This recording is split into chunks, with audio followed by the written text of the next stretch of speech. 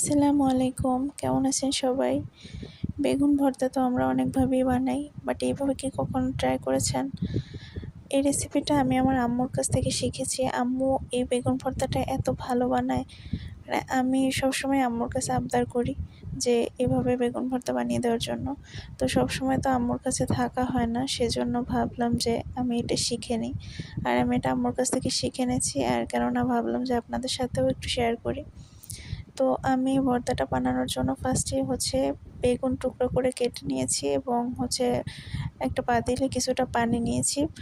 সেখানে বেগুনের টুকরোগুলো দিয়ে হালকা একটু তেল, অল্প একটু পেঁয়াজ, একটু হলুদের গুঁড়া, একটু লবণ দিয়ে দিলাম।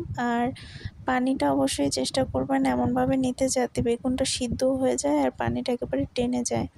মানে এই পানিটা আর ফেলে দিব না, যেহেতু এর মধ্যে তেল, হলুদ, লবণ দেওয়া আছে সেজন্য।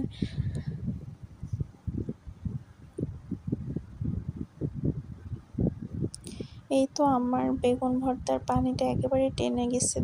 দেখতেছেন যে এইভাবে এই পর্যায়ে তুলে ফেলবেন। আর এদিকে আমি একটা ফ্রাই প্যানের মধ্যে সামান্য অল্প একটু তেল দিয়েছি, যেহেতু ওইদিকে অলরেডি আমি তেল দিয়েছিলাম একটু, তাই তেল দিয়ে নিলাম। আর এখানে পেঁয়াজ, রসুন আর শুকনা মরিচ ভেজে নিব।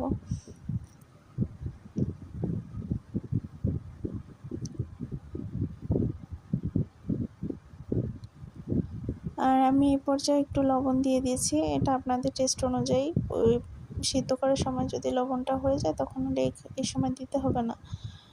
এরপরে আমি সিদ্ধ করা বেগুনটা এই পেঁয়াজ রসুনের মধ্যে খুব ভালো করে ভেজে নিচ্ছি। আর এটা তুলে শুকনো মরিচটা জাস্ট একটু ভেঙে তারপরে এর মধ্যে ভালো করে মাখিয়ে নিতে হবে, তাইলেই কমপ্লিট ভর্তা।